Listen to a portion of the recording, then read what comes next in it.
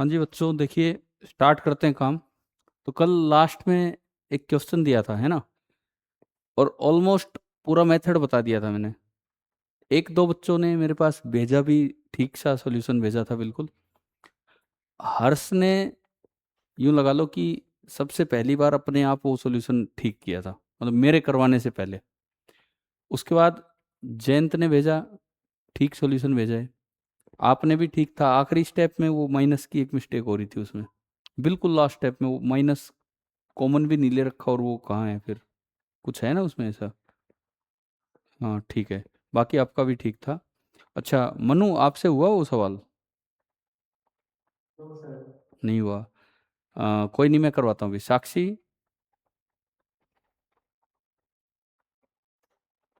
साक्षी आवाज़ नहीं आई, अनम्यूट करके बोलो। वो आंसर आ गया जो मैंने दिया था? ठीक है। अदिति, आप बताएंगे, ट्राई किया था वो सवाल? हो गया, वो आंसर आ गया? ठीक है, अगर देखो ये वाले आंसर आप निकाल पा रहे हो, जयंत ने भी मुझे भेज दिया था तो। और महिमा आपका भी हो गया। तुषार आप बताओ, पक्का? नितिन आप?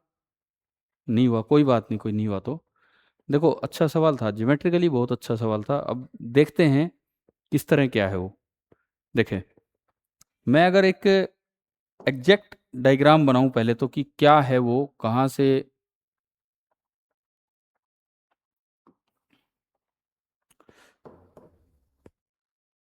मैंने एक क्यूबॉइड बनाया। क्या कोऑर्डिनेट थे पॉइंट के? 1 2 -2। देखो मैं एक क्यूबॉइड बना रहा हूँ, मैं आपको एग्जैक्टली दिखाऊं तो क्या है ये, कहाँ है वो।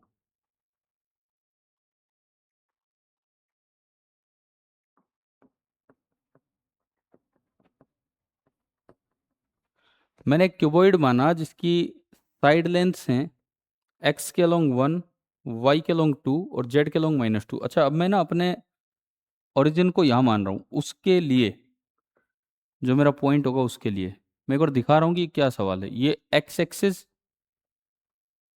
ये वाई एक्सिस, और बाहर की तरफ आपका है जेड एक्सिस। सपोज मैं इधर चल के गया 1 मीटर, ठीक है। फिर मैं वाई में चल के गया 2 मीटर, और फिर मैं जेड में, बाहर नहीं पीछे, मैंने उसी तरह का क्यूबॉइड बनाया है। और फिर मैं जेड में पीछे की तरफ चल के गया, फिर दोबारा से कितना, 2 मीटर। तो क्या 1 2 एंड पीछे -2 पहुंच गया मैं उस पॉइंट पे। तो मेरा भाई ये पॉइंट है 1 2 एंड -2। ठीक है, ये मेरा पॉइंट है 1 2 एंड -2। केशव भाई जुड़ गए हो क्लास में?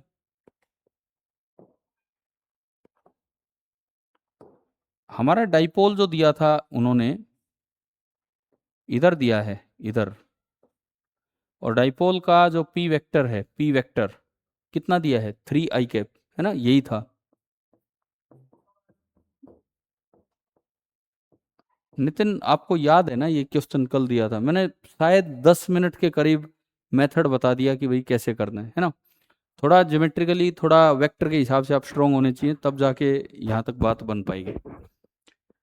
अब देखो, है तो ये काफ़ी अच्छा सवाल, क्योंकि ऐसा कोई डायरेक्ट फॉर्मूला तो हम पढ़ते नहीं। क्योंकि फाइनल आंसर जो मुझे चाहिए वो i कैप, j कैप और k कैप में चाहिए। तो ये तो आपका क्वेश्चन था। अगर हम ढंग से लिखें तो क्वेश्चन यही था कि find E at P due to short dipole. अब कई बार तो यार ये डायग्राम डरा देता है बच्चों को, बोले यार ये कहाँ पॉइंट पहुंचा दिया 3D में, यूं और यूं। बल्कि मैंने तो आपको जब सवाल दिया डायग्राम भी नहीं दिया, ओनली पॉइंट बताया था। कई बार तो ये डायग्राम ज़्यादा डरा देता है कि कैसे कंपोनेंट करूं क्या नहीं करूं। ये क्वेश्चन है एक तरह से। अब हम इसकी स्टार्टिंग करते हैं अगले पेज पे। ठीक है, हो गया तो भी ठीक है, लेकिन कुछ से नहीं भी हुआ है तो मैं करवा रहा हूँ ये। चलें आगे। तो आप देखो, अगर मैं इसका सॉल्यूशन बनाऊं, तरीका ये है जो मैंने आपसे कहा, इससे पता लगता है कि क्यों प्रूफ बहुत इंपॉर्टेंट है। अगर प्रूफ नहीं आता होगा तो आपको ये तरीका भी नहीं आता फिर। ये आपका वेक्टर है P, और आपका वो जो पॉइंट है वहां मैंने डायरेक्ट इसको ज्वाइन कर दिया, वो जो पॉइंट है वहां मैंने इसको डायरेक्ट ज्वाइन कर दिया।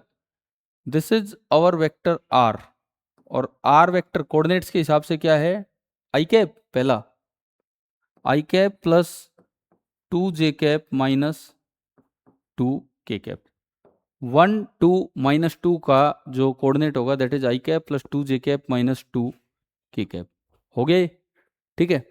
हमें क्या करना होता है, मैंने माना कि P ने R वेक्टर के साथ एंगल बना रखा है कितना, थीटा। अब जब मैं P वेक्टर भी जानता हूं, मुझे पता है कि जो P वेक्टर है वो 3i कैप है, और मैं ये भी जानता हूं R vector i cap plus 2j cap minus k cap. तो क्या मैं इनके बीच का एंगल निकाल सकता हूं डॉट प्रोडक्ट का यूज करके, है ना। ये आपका P वेक्टर है 3i कैप। हमारा टारगेट क्या है, मैं P के दो टुकड़े करूंगा, एक यूं और एक यूं, और दोनों के कारण मैं अलग अलग फील्ड निकालूंगा और फिर उनका वेक्टर सम कर दूंगा। तो उसके लिए मुझे थीटा चाहिए, तो मैंने थीटा निकालने के लिए डॉट प्रोडक्ट का इस्तेमाल किया, P dot R mode of P mode of R into cos theta, mode of P mode of R into cos theta, ठीक है। अगर मैं P डॉट R करूं, डॉट करना आता है, आई कैप को आई कैप से, जे कैप को जे कैप से, और के कैप को के कैप से। नितिन आपको ध्यान है डॉट कैसे करते हैं, dot product 1 into 3 3 plus 2 into 0 ये एंड ये, तो ये तो आया 3। भाई साक्षी और अदिति, आपने मुझे सॉल्यूशन भेजा नहीं, मैंने ये कहा था कि जिसका हो मुझे दिखाना कि किस तरह से सोल्व किया है। बाकी चलो कोई बात नहीं। तो P डॉट R तो आगे हैं, क्या कह रहे हो ना, अब तो रहने दो, मैं तो कल की बात कर रहा था, अब कोई बात नहीं। पर कल कुछ बच्चों ने भेज दिया था जिन्होंने सोल्व किया ना उसी वक्त, और ठीक है आपका हो गया होगा, मैं वैसे बता रहा हूँ। देखो अब P dot R is 3, now what is P R cos theta. P का मैग्नीट्यूड कितना है 3,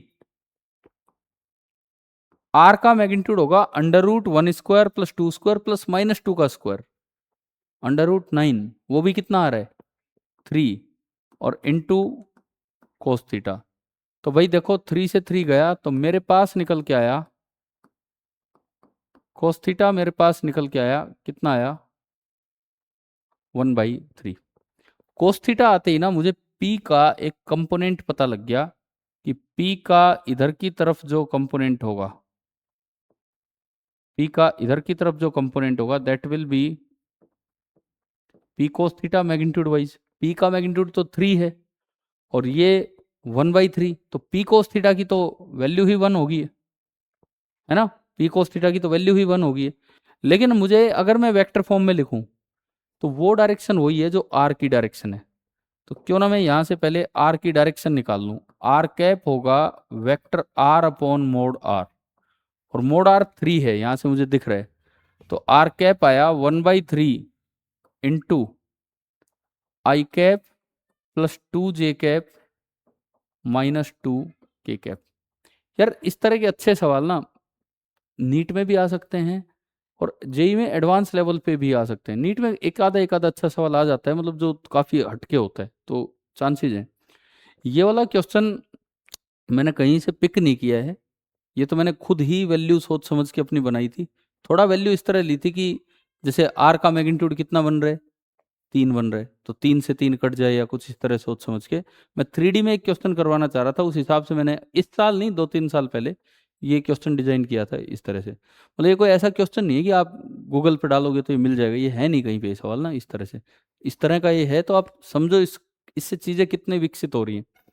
पी कोस थीटा 1 हो गया, लेकिन उसकी डायरेक्शन ये है। तो आप मुझे बताओ अगर मैं इस वेक्टर को P1 कहूं, P1, तो मेरा P1 वेक्टर क्या आया,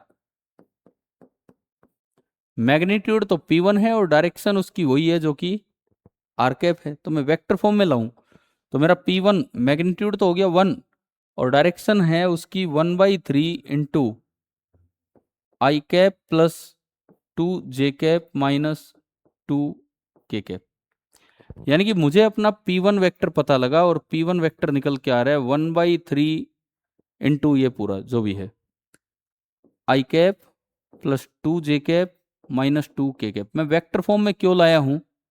यार मेरे को लास्ट में दो वेक्टर्स का वेक्टर सम करना है, तो बेस्ट होगा, बेटर होगा कि हम क्यों ना आई कैप जे कैप के कैप में ही E1 निकाल लाएं और E2 निकाल लाएं, तो वो ज़्यादा अच्छा होगा। आई कैप जे कैप के कैप में E1 E2 ला के।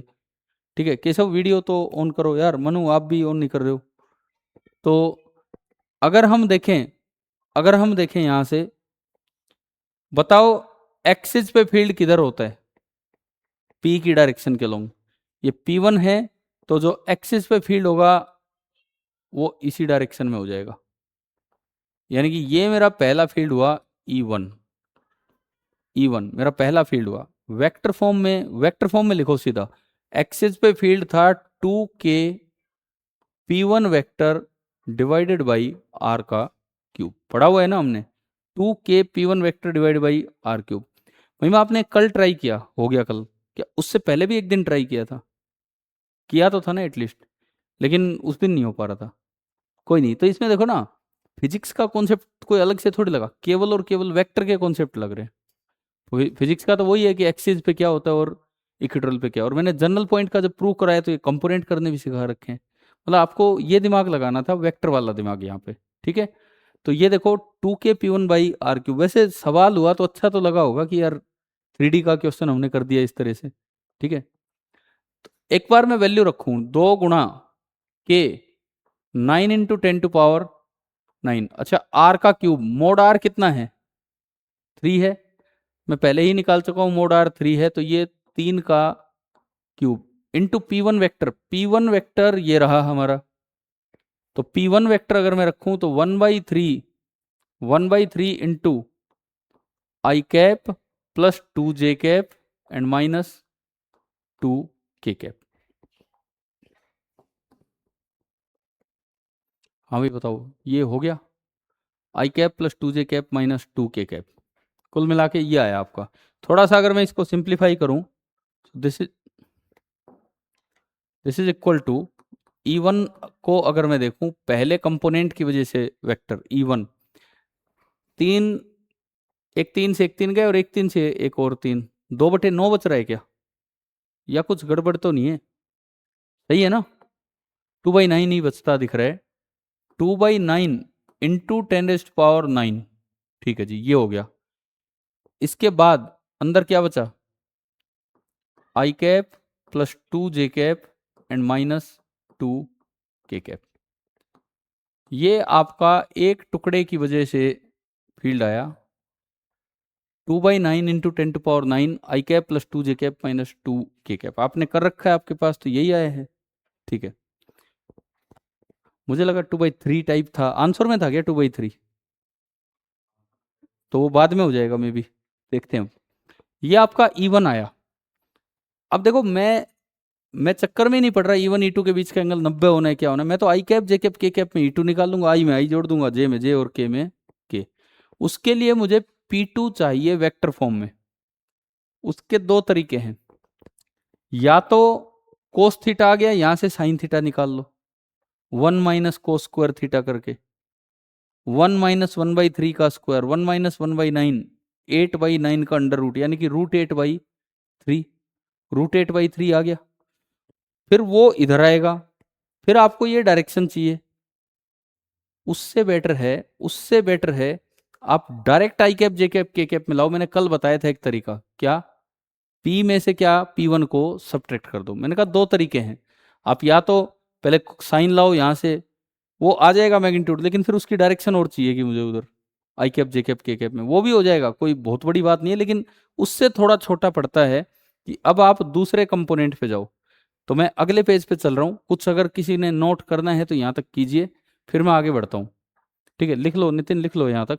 देखो सवाल क्या था प्रॉपरली, मैंने इस बोर्ड पे, अगर किसी ने क्वेश्चन अच्छे से नहीं लिखा है ना, अगर नहीं लिख रखा है, तो ये क्वेश्चन का डायग्राम बना सकते हो आप। ये है ओरिजिनल डायग्राम, मतलब जो जिस तरह वो देना चाह रहा हूँ मैं सवाल, उस तरह से। और ये बना लो, हाँ ये तुषार तो बना ही रहे हैं। पीछे जो भी सोल्व किया इसको दोबारा लिख लो, चाहे ये क्वेश्चन का डायग्राम है। मनु यहाँ तक समझ आया मनु? ठीक है, ये आप नोट कर रहे हैं, मैं इसके बाद फिर आगे करता हूँ।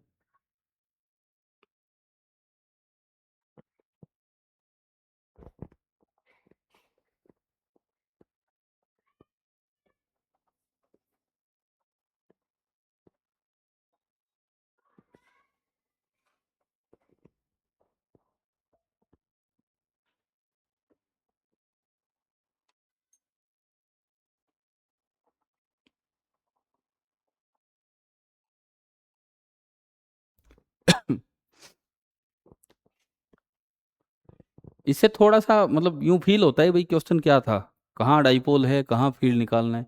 ठीक है, हो गया ना। अब देखो, ये इस सॉल्यूशन का पहला पार्ट, पी डॉट आर करके मैंने थीटा निकाला, थीटा की मदद से पी कोस थीटा कंपोनेंट का मैग्नीट्यूड निकाला। आर का मैग्नीट्यूड मैं अगर लिखूं यहाँ पे मोड आर 3 है, यहीं से स्क्वायर रूट वगैरह लेके, और फिर मैंने P1 वेक्टर लिखा। एक काम मैंने ये पूरा किया, एक काम मैंने ये पूरा किया कि P1 वेक्टर लिखा। P1 वेक्टर लिख के वेक्टर फॉर्म में एक्सिस का फॉर्मूला लगाया फील्ड का 2kp/r³ और उससे फाइनल मेरा ये आ गया E1। अब मैं चलता हूँ E2 पे, लिख लो, कोई नहीं, पूरा कर लो, फिर हम E2 पे चलते हैं।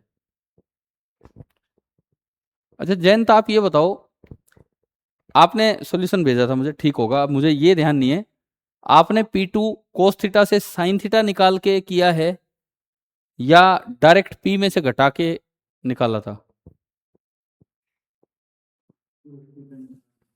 साइन साइन निकाल के है ना? ठीक है, आपने कैसे किया था महिमा? माइनस करके। तुषार? माइनस करके। हर्ष? आपने कैसे किया था हर्ष? क्या कोस के बाद साइन निकाला था या डायरेक्ट घटाया था? ठीक है, मतलब वो दूसरा बड़ा पड़ जाएगा तरीका, उससे भी आ सकता है, लेकिन फिर आप डायरेक्शन के चक्कर में पड़ोगे, वो कौन सी डायरेक्शन, समझ गए हो ना? ठीक है, तो बेस्ट है। अब मैं इसका दूसरा कंपोनेंट देखूंगा क्या बनेगा क्या नहीं।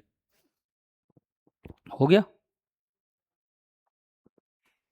नहीं, आप लिख लो, कुछ बचा है तो, ऐसी बात नहीं है, लिख लो 2 मिनट, ऐसे नहीं। देखो पहला स्टेप ये है, इससे P1 निकाला, डायग्राम तो है ही, और उसके बाद लास्ट में ये E निकाला, ये है। अब मेरा टारगेट है, अच्छा अदिति, आप कितनी देर तक कर पाते हो क्लास अटेंड, कितने बजे तक? फिर उसके बाद क्या आपको जाना होता है?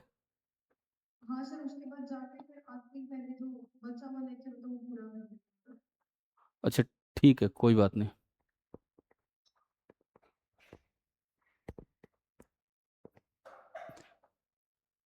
चलें? ठीक है, अब देखो, अगला जो काम है यहाँ से, मेरे को जो ओरिजिनल वेक्टर दिखाया गया था वो ये था, मैंने उसके दो टुकड़े तोड़ दिए। एक तो ये ग्रीन कलर वाला जिसको हमने क्या नाम दिया, P1। एक मैं लेता हूं कोई दूसरे कलर में, लेट, ये मैंने कलर बना लिया, लेट इट बी P2। और ये वाइट कलर वाला जो था ये तो पूरा P है ही। इनको अगर थोड़ा पीछे खिसका के देखोगे तो P के ही तो टुकड़े हैं ये, तो मतलब मैं लिख सकता हूं कि P vector is equal to P1 vector plus P2 vector. तो अगर मैं P2 वेक्टर को देखूं तो वो आया P vector minus P1 vector. P vector तो क्या था, 3i कैप, और P1 जो मेरा वेक्टर आया था, P1 ये था 1/3i cap plus 2j cap minus 2k cap. 1/3i cap plus 2j cap minus 2k cap. 3 - 1/3, 3 3 9, 8/3 i cap minus का 2j कैप 2/3, ये 3 भी है, एंड प्लस का 2/3 k कैप। कुल मिला के भाई ये आपका आया वेक्टर नंबर सेकंड P2। जैसे P1 निकला था उसी तरीके से आपका P2 वेक्टर निकला। ठीक है, फिर मैं देखूं इस P2 की वजह से ये जो पॉइंट है वही आर वेक्टर वाला एक्सिस पे है कि इक्वेटोरियल पे? परपेंडिकुलर बाइसेक्टर पे है इसके, तो इक्वेटोरियल पे है। इक्वेटोरियल पे इस जगह जो फील्ड होगा ना बिल्कुल इससे अपोजिट होगा। कहीं हो कहीं दिखाओ आप, उससे फर्क नहीं पड़ रहा, मुझे E2 लिखने से मतलब है।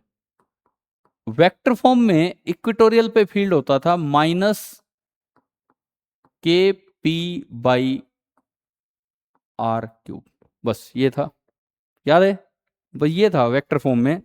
अगर मैं इसकी वैल्यू पुट करूं तो -9 गुणा 10⁻9 P2, P2 वेक्टर ये रहा। P2 वेक्टर को जब मैं पुट करूं तो मैं 3 को कॉमन ले रहा हूं, मैं ऊपर से 2 को भी कॉमन ले रहा हूं। यहां से मैंने 3 कॉमन लिया, ऊपर से 2 कॉमन लिया, तो अगर मैं देखता हूं तो मेरा P2 वेक्टर बन रहा है 2/3 मैंने कॉमन ले लिया, 4i cap -j cap plus k cap. तो ये आपने यहां रखा 4i cap -j cap plus k cap, और डिवाइडेड बाई 3 का क्यूब। 3 का क्यूब कितना? 27। 9 से 3 बार गया, 2/9 आ गया। यानी कि जो मेरा E2 वेक्टर आया, E2 वेक्टर वो आ रहा है -2/9 गुणा 10⁻9 और 4i cap -j cap plus k cap. भाई ये E2 आ गया और वो E1 आ गया। ठीक है, ये स्टेप भी कर लो पूरा, यही आए थे। ठीक है, अब इसके बाद तो मुझे लिख लिया, लिख लो, मैं रुका हूँ, कोई बात नहीं, तब तक मैं कुछ बता रहा हूँ। मनु ये 2 स्टेप समझ आए कि नहीं? है ना? तो देखो आपके, मुझे लगता है मनु आपके सेक्शन में, आपकी क्लास में, आपके स्कूल में अभी डाइपोल नहीं आया होगा।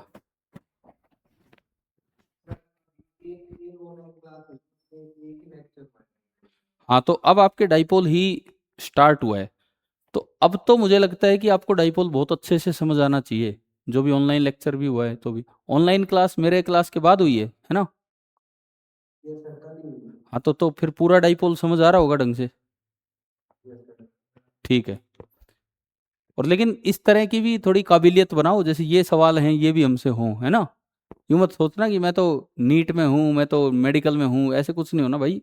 थोड़ी अच्छी लेवल पे चलो तैयारी करते करते। चले भाई, E1 हो गया, E2 हो गया। वैसे तो E1 और E2 दोनों 90 डिग्री पे हैं, तो उससे क्या ही फर्क पड़ रहा है मेरे पास। तो जब i cap j cap k cap में आ गए तो वेक्टर सम करना है मुझे। I में I जोड़ दो, J में J जोड़ दो और K में K जोड़ दो। ठीक है, करें आगे, लिख लो आप, पूरा कर लो, फिर आगे बढ़ते हैं। तो आखिरी स्टेप पे चल रहे हैं हम, लास्ट स्टेप, बिल्कुल लास्ट स्टेप। आपको मैंने कम से कम 3-4 दिन तो ये होमवर्क में दिए रखा होगा ये सवाल, इसलिए कि अच्छा सवाल है, एक बार बच्चा खुद करे, मैं यही वेट कर रहा था।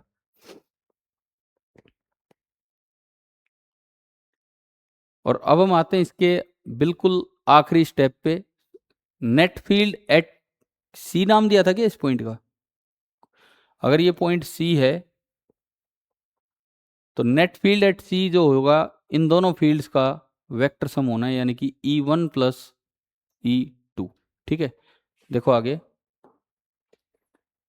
अब मैं बात करूं net field at C, this will be vector sum of E1 and E2। E1 क्या था मैं देखता हूं, E1 आपका था 2/9 into 10⁻9 I12 - 2, 2/9 into 10⁻9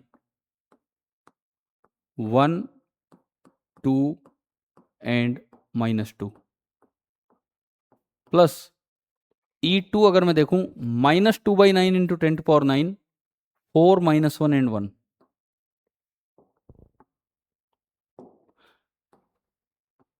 2/9 into 10⁻9 minus मैंने बाहर लगा दिया, 4 -1 एंड 1 हो गया। यही वैल्यू सही लिखी होंगी। दोनों में से 2/9 गुणा 10⁻9 कॉमन आ गया। अंदर देखिए i cap plus 2j cap -2k cap -4i cap minus minus plus J cap and minus का के cap. 2/9 into 10⁻9 I cap minus 4 I cap is minus 3 I cap. 2 J cap plus J cap is plus 3 J cap. Minus 2 K cap minus K cap is minus 3 के cap. आपने 3 common लिया, 3 जैसे ही common लिया ये cut गया, तो 2/3 into 10⁻9 ये बाहर आया और अंदर आ रहा है minus I cap plus J cap and minus K cap, और ये आपका नेट फील्ड एट सी आ गया। आप बताओ क्या यही आंसर दिया था क्या कल जो लिखा था मैंने, है ना? आप माइनस कॉमन भी ले सकते हो बाहर इस तरह से। अगर डायग्राम दिखाएं इस चीज का, तो आपके जो दो फील्ड बने थे, एक फील्ड बना था इधर की तरफ E1, एक फील्ड बना था बिल्कुल इधर की तरफ 90 डिग्री पे E2। तो जो रिजल्टेंट होगा ना,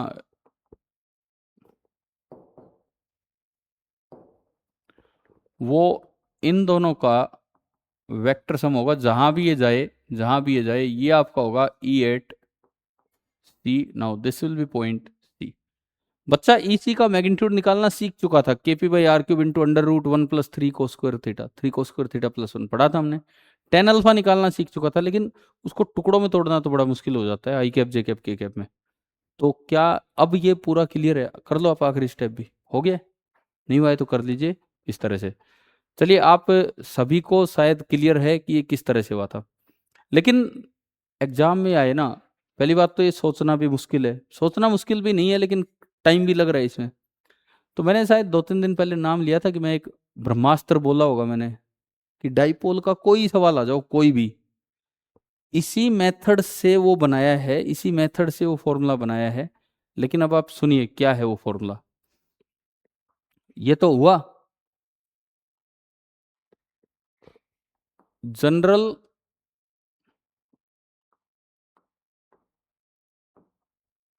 formula for E due to a short dipole. आप कपूरी से हो ना नितिन? कैसे जाओगे घर? पापा ले जाएंगे क्योंकि मौसम खराब हो रहा है, बारिश आने को हो रही है, तब पूछ रहा हूँ। General formula for E due to a short dipole, E बराबर K/R³ into 3 times P dot R cap into R cap और माइनस P। भाई, आपसे जो काम मैंने वैल्यू देके करवाया, मैंने वो काम बिना वैल्यू के कर लिया। अभी आपको एक काम नहीं दिया था, 2-3 दिन से दे रखा था, चलो ये ले लो 3 आई कैप और पॉइंट ये ले लो। आपने जो काम वैल्यू लेके किया और फिर E1 निकाला और E2 निकाला, मैंने वो काम बिना वैल्यू कर लिया, ताकि एग्जाम में बच्चा बार बार इतना काम ना करे। तो एक ना एक बड़ा अच्छा सा रिजल्ट निकल के आ रहा है कि किसी भी जगह डाइपोल का फील्ड पूछ ले तो भाई ये फॉर्मूला है। अब इसमें एक दो चीजों की बात कर ले हम। P, ये C पॉइंट पे फील्ड है, किसी भी C पॉइंट पे। P तो क्या है? Dipole moment vector. P जो है वो तो आपका डाइपोल मोमेंट वेक्टर है, ठीक है। और जो R है, R को मैं कहूंगा position vector of point C with respect to dipole बोलो या with respect to centre of dipole बोलो, परंतु ये डाइपोल छोटा ही है तो एक ही बात है। डाइपोल के रेस्पेक्ट का मतलब है डाइपोल के सेंटर से, with respect to centre of the dipole. पहले तो यार फॉर्मूला याद करने को, आपको डेराइव नहीं करना यार, आपको जो डेराइव करने वो मैंने करवा दिए। कौन कौन से? एक्सिस, इक्वेटोरियल और जनरल। फिर ये किस तरह आया है वो तरीका आपको करवा दिया न्यूमेरिकल दे के, समझ क्यों? क्योंकि ये बोर्ड का फॉर्मूला नहीं है तो इसका प्रूफ तो कोई मांगने वाला है नहीं आपसे। मेथड क्या है वो आपने न्यूमेरिकली कर लिया। अब लेकिन ये याद करो, यहीं याद करो, फिर मैं इसको अप्लाई करवाता हूँ। पहले तो फॉर्मूला याद करो, के बाई आर क्यूब, के पी बाई आर क्यूब नहीं है, ये ध्यान रखना। पीछे जितने भी फॉर्मूले आए सब में क्या चल रहा था, के पी बाई आर क्यूब, लेकिन इसमें क्या है, के बाई आर क्यूब। के वही अपना जो नॉर्मली लेते हैं, इन सब में के क्या चल रहा है, 1/4 पाई एप्सिलॉन नॉट, ठीक है। तो के की जगह तो ये K by R cube, R है डिस्टेंस, डाइपोल से पॉइंट की दूरी, distance, 3 times P vector dot R vector नहीं है, ओनली क्या है, R cap, this is P cos theta. P dot R cap का मतलब है, मैं पी कोस थीटा लिखना चाह रहा हूं यहाँ पे, so this is P dot R cap, मतलब P cos theta into R cap, वो उस डायरेक्शन की है। समझ रहे हो क्या, ये वो पी वन ही बन रहा है पूरा मेरा, ठीक है, ये वो पूरा का पूरा पी वन ही बना है और कुछ नहीं।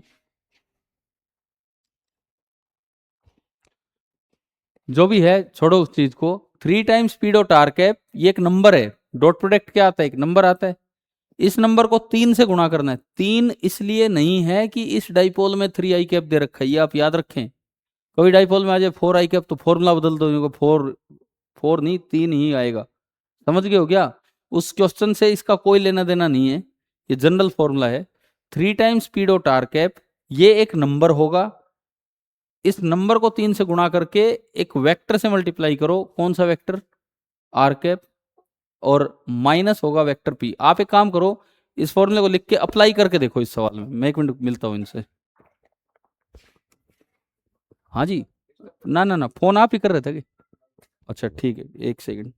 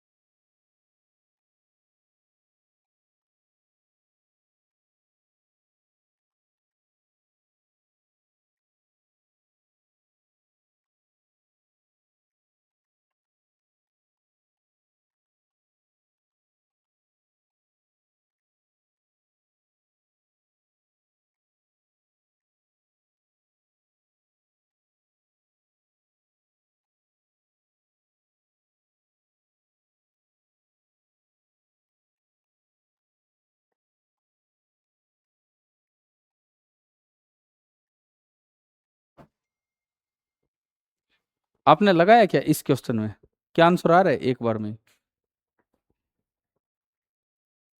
हर्ष, इससे आंसर आ रहा है क्या? अच्छा ठीक है, जयंत आपका आ रहा है, मनु आंसर आ रहा है, साक्षी लगाना आ गया फॉर्मूला, और केशव आपने लगाया है? तो यार देखो कितना, और यहाँ भी मुझे लगता है आप सबका आ गया होगा। कितना अच्छा फॉर्मूला है। आप सोचो ना कितना काम करना पड़ रहा था, कितना काम करना पड़ रहा था, वो काम मैंने कर दिया आपके लिए पहले ही। अब अगर, अब तो मुझे लगता है कैसा ही डाइपोल आ जाए, शॉर्ट ही आएगा। बड़ा आगे जब तो अलग अलग ही फील्ड निकालने, शॉर्ट डाइपोल का चाहे कहीं भी फील्ड निकलवा ले हमसे, कोई हम अटकने वाले ही नहीं है, आ जाएगा इससे। ठीक है। अच्छा, इसमें एक और चीज देखो, मान लो मैं, आप ये मत सोचना कि ये खाली जनरल पे ही लगता है। फॉर एग्जाम्पल मैं इक्वेटोरियल पे लगा के देखना चाहूँ, सपोज, क्या आता है भाई, क्या नहीं आता है। इक्वेटोरियल पे मैं लगाना चाहूँ तो इक्वेटोरियल पॉइंट ऐसा होगा कि P और R दोनों एक दूसरे के परपेंडिकुलर हो जाएंगे। इक्वेटोरियल पे अगर P इधर है तो R वेक्टर कुछ ऐसे बनना है, तो R कैप भी ऐसे ही बनना है। तो अगर ये परपेंडिकुलर होंगे तो इनका डॉट प्रोडक्ट क्या होगा, 0, कोस 90 0।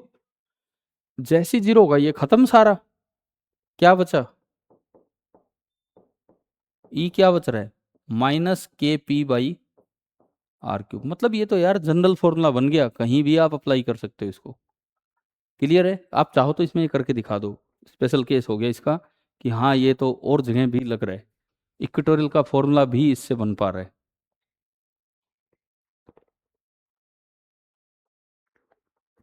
मनु अब तो हो जाएंगे डाइपोल का कोई भी फील्ड निकालने का क्वेश्चन। ठीक है। पर यार ये तो ब्रह्मास्त्र है, ये हर जगह यूज नहीं करना है। जहां सवाल नॉर्मल तरीके से हो रहा हो, इसको मत लेके जाना, फालतू में कंफ्यूज करोगे कि अरे यार ये कौन सा फॉर्मूला आ गया, क्योंकि ये जनरल फॉर्मूला तो है नहीं कि जगह जगह लिखा मिलेगा, मिलेगा ही नहीं आपको अपनी बुक्स में तो कहीं भी इस तरह से। ये तभी यूज करना है जब 3D में बात चली जाए तब, नहीं तो अपना नॉर्मल तरीके से भी आप कर लोगे, बाकी कोई गलती नहीं है। MCQ आते हैं, ऑब्जेक्टिव क्वेश्चन आते हैं, आप इसको हमेशा लगा सकते हो। ठीक है। एक बार मैं उस सवाल में लगा के दिखा देता हूं कि किस तरह से ये होगा, एक बार उसमें लगा के दिखाता हूं।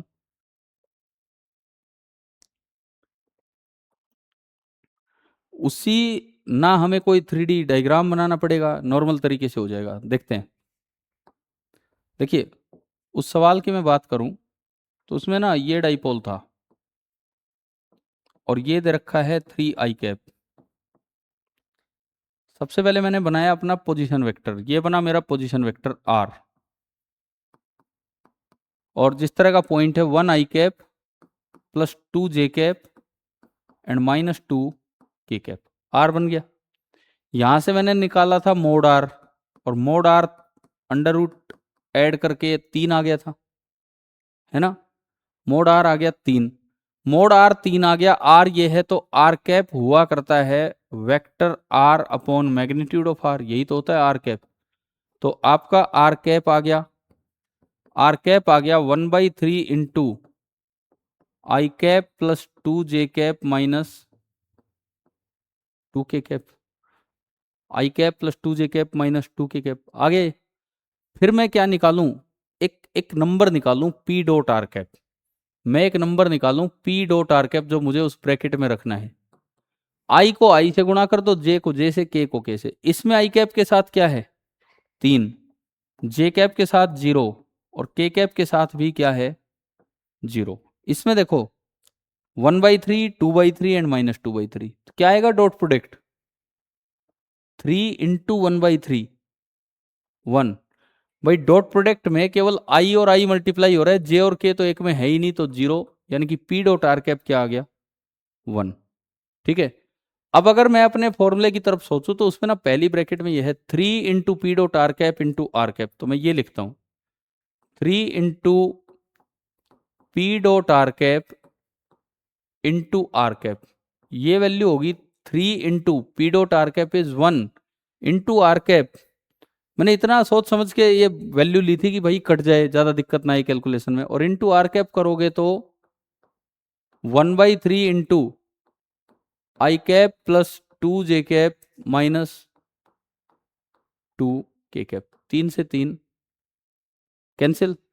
फिर फॉर्मूला ये बन के आया था माइनस P वेक्टर, माइनस पूरा P वेक्टर, समझ गए हो। इसमें से पूरा ये P घटेगा, तो आपने P घटाया तो 3 times P.R cap into R cap में से जब आप P घटाएंगे, असल में आप इसमें से P घटा रहे हैं, तो ये है I cap plus 2 J cap minus 2 K cap, और P घटाएंगे तो वो था 3 i कैप, बस केवल 3 i कैप। ये कितना आया? I cap minus 3 i cap minus 2 i cap plus 2 J cap minus 2 K cap. मैंने 2 कॉमन ले लिया, minus i cap plus J cap minus K cap. ये पूरा इतनी बड़ी वैल्यू आपके पास आ चुकी है। ठीक है, इतना टाइम लगता नहीं है, मैं तो आपको समझा रहा हूं तब इसमें लग रहा है इस तरह से। अब देखो फॉर्मूला क्या है, ये पूरा ब्रैकेट आ गया, मल्टीप्लाई में क्या है, k/r³ तो अगर मैं फाइनली अब ई निकालूं, k/r³ तो 9 × 10⁻9, r का क्यूब 3 का क्यूब 27 गुणा 2 into minus i cap plus J cap minus K cap.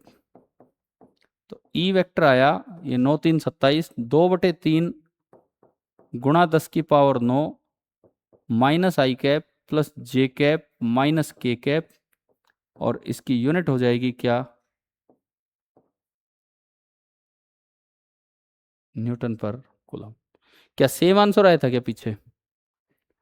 पीछे जो हमने निकाला था सेम है, इसमें यूनिट नहीं लगाई, मैं लगा देता हूँ।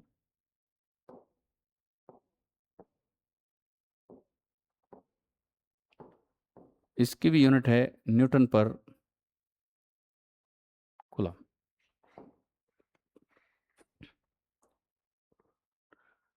तो ये तो अभी हमारा डाइपोल से रिलेटेड ये वाला काम पूरा हुआ। ठीक है भाई, समझ आया कि नहीं यहां तक? अब ये बताओ, ये फॉर्मूला याद कर लोगे? क्या उस सवाल को इस फॉर्मूले ने बहुत छोटा नहीं कर दिया? मतलब हम 3 दिन हो गए सोचते सोचते, सोचने के बाद भी जैसे घर जाके किया होगा, टाइम लगा होगा कंपोनेंट करने में और ये सब करने में, फॉर्मूला लगाना आ गया है तो एक बार में आप इस तरह के सवाल कर जाया करेंगे। ठीक है, अब देखो आगे बढ़ता हूं मैं काम में।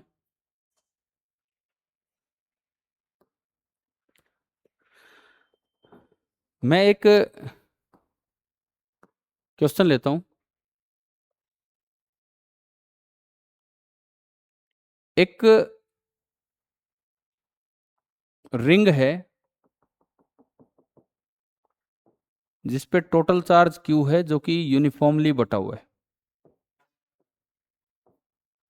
ठीक है, पूरे पे यूनिफॉर्मली बटा हुआ है, ये एक रिंग है। ये इसका सेंटर है। इसके सेंटर पे ना एक शॉर्ट डाइपोल रखा है अलोंग द एक्सिस। शॉर्ट है, ये बहुत बड़ा नहीं है। अलोंग द एक्सिस एक शॉर्ट डाइपोल रखा है यूं, जिसका कि डाइपोल मोमेंट क्या है, P। आगे की तरफ, आगे की तरफ का मतलब है इसके एक्सिस के अलोंग।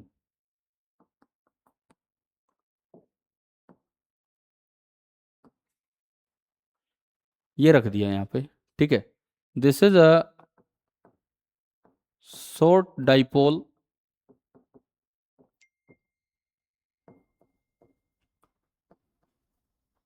placed at the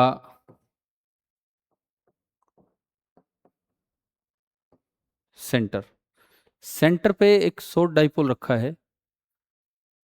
आपको बताना है फाइंड द इलेक्ट्रिक फोर्स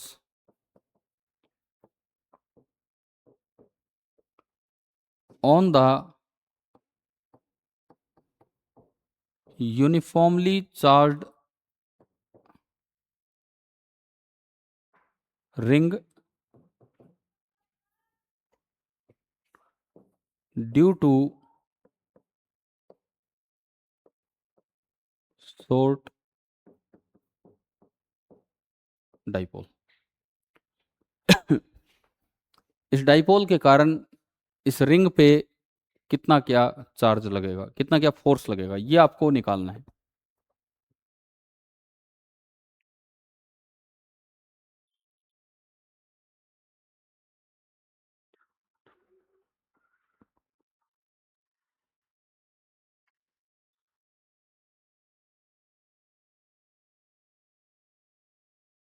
करो आप एक बार ट्राई कीजिए, मैं फिर डिस्कस करता हूँ 2-4 मिनट में।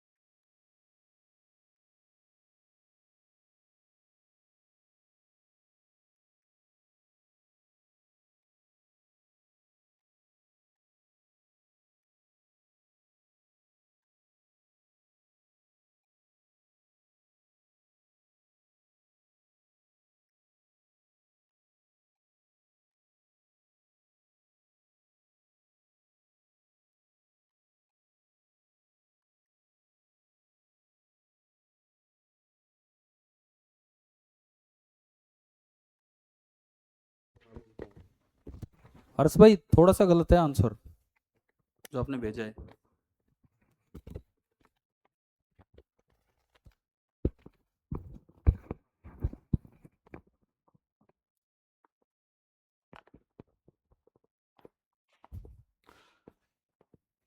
कैसे करें, कुछ आ रहा है दिमाग में?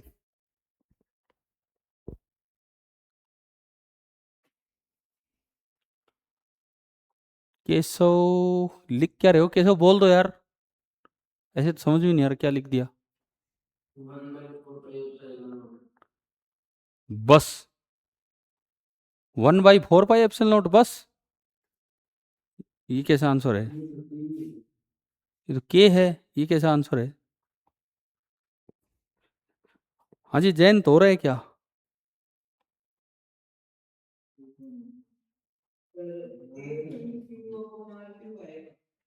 तो आपने वो 2 क्यों लिख रखा था अभी जब मैसेज किया था? अच्छा 2 पाई, वो जो भी था गलत था। चलिए ठीक है, देखते हैं। अब सुनो, हर्ष बताओगे कैसे किया आपने?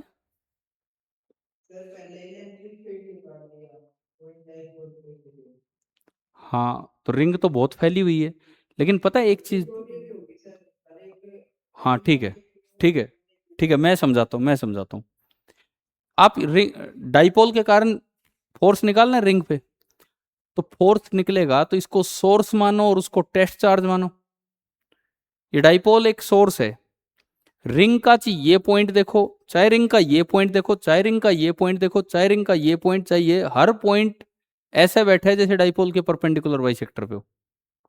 क्या पूरी रिंग का सारा चार्ज, हाँ जी नितिन इधर ध्यान दो पहले, क्या पूरी रिंग का, हाँ रुको मैं बोलता हूँ, क्या पूरी रिंग का सारा चार्ज डाइपोल के इक्वेटोरियल पे है कि नहीं?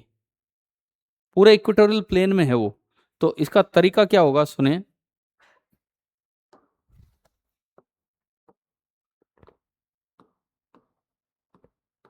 इसका तरीका क्या होगा सुनिए। आपने उस रिंग के ऊपर एक छोटा सा चार्ज माना डी क्यू, पूरे पे तो क्यू है, ये बैठा है डाइपोल, डाइपोल से वो चार्ज आर दूरी पे है इक्वेटोरियल पे। तो अगर ये डाइपोल मोमेंट पी है तो फील्ड इधर होगा, फील्ड इधर होगा। ई कितना होगा? के पी बाई आर क्यूब, के पी बाई आर क्यूब। तो डी क्यू चार्ज पे जो फोर्स होगा वो भी इधर ही होगा, डी एफ, इस छोटे से चार्ज पे फोर्स। हाँ हाँ ठीक है, वो होगा डी क्यू इंटू ई, ई ये रहा। यानी कि जो मेरा डी एफ आया, डी एफ वो आया kp/r³ और इंटू dq। अब मुझे ये चेक करना होगा कि क्या सभी चार्जेस पे सेम डायरेक्शन में फोर्स है कि नहीं। अगर सेम में हुआ तो मैं सीधा ऐड कर दूंगा। कई बार ऐसा होता है, एक टुकड़े पे फोर्स इधर है, एक टुकड़े पे फोर्स इधर है, तो फिर उनके कंपोनेंट करके जोड़ने पड़ते हैं और बाकी कंपोनेंट कट जाते हैं। देखा है ना कभी तो ऐसा। समझ आ रहा है मैं क्या बता रहा हूं। अगर मान लो ऊपर वाले पॉइंट पे फोर्स यूं होता और डायमेट्रिकली अपोजिट नीचे वाले पे यूं होता, तो फिर एफ इंटीग्रल डी एफ नहीं होता, बल्कि उसका कंपोनेंट करके उसको जोड़ते। अभी मैं एक बार नीचे आऊं इस पे और डायमेट्रिकली नीचे मैं एक और पॉइंट लूं, बिल्कुल डायमेट्रिकली नीचे एक और पॉइंट लूं डी क्यू, तो वहां भी फील्ड किधर होगा, पीछे की तरफ। कितना होगा, सेम होगा, के p/r³।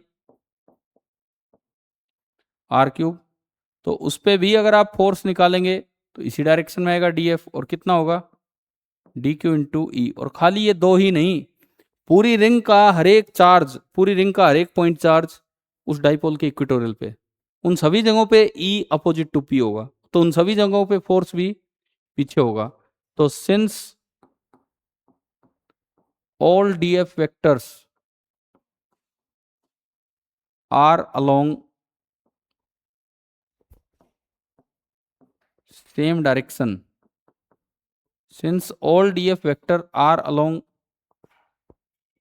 same direction, so we can say f जो होगा this will be integral of df। f जो होगा इंटीग्रल df, इंटीग्रल df में जब ये रखोगे ना तो k भी कांस्टेंट है, p भी कांस्टेंट है, हर एक पॉइंट रेडियस जितनी दूरी पे है डाइपोल से, तो r भी कांस्टेंट है, एंड ओनली अंदर क्या बचेगा इंटीग्रल dq। और इंटीग्रल dq तो क्या होगा टोटल चार्ज। अब तो मुझे इस बात की भी जरूरत नहीं पड़ रही कि रिंग यूनिफॉर्म है या नॉन यूनिफॉर्म, मतलब नॉन यूनिफॉर्म रिंग भी रख दी ना। क्वेश्चन वाला तो कह रहा है कि यूनिफॉर्म रिंग है, मैं कह रहा हूँ नॉन यूनिफॉर्म रिंग भी रख दी तो भी फोर्स यही होगा। क्यों, इंटीग्रल डी क्यू जो होगा वो क्यू ही होगा टोटल चार्ज, वेदर यूनिफॉर्म और नॉट, वेदर यूनिफॉर्म और नॉट। और जैसे ही आप इसको क्यू रखोगे तो आपका फोर्स निकल के आएगा K P capital Q divided by R Q. हाँ जी बच्चों बताओ, क्या ये समझ आ गया। देखो आज की क्लास में दो काफी अच्छे काम हुए हैं। सबसे पहले तो बिल्कुल बेसिक लेवल से जो कल वर्बली बताया था, ओरली बताया था, आज उसको करके दिखाया आपको। आप में से भी काफी बच्चों ने वो कर दिया था कल समझने के बाद। दूसरा, उससे भी अच्छा काम जिसको हम ब्रह्मास्त्र बोल रहे हैं, मतलब एक ऐसा फॉर्मूला बन गया है कि आपको इतने ज्यादा स्टेप ना करने पड़े, आप वो फॉर्मूला लगा दो तो आपका आंसर आ जाएगा। याद हो गया वो फॉर्मूला। तो सर क्या है वो फॉर्मूला, k/r³, 3 × p.r कैप, ये एक नंबर है, into R cap minus P. बिल्कुल दिमाग में बैठना चाहिए कि भाई क्या ये फॉर्मूला है, ठीक है। और दूसरा फिर मैंने देखा कि डाइपोल की वजह से कहीं फील्ड पूछा है, तो फील्ड नहीं फोर्स भी पूछा है, तो डाइपोल का फील्ड का फॉर्मूला ही काम आएगा, जो फील्ड आया उसी को चार्ज से मल्टीप्लाई कर दो, ठीक है। अब बारिश तेज हो रही है, हम क्लास ऑफ करते हैं, ठीक है। जाने वाले और लेट होंगे भाई, आप लोग भी, टाइम भी हो ही गया ऑलमोस्ट। तो चलिए आज की क्लास खत्म करते हैं, आगे कल देखते हैं फिर, ठीक है भाई। Thank you.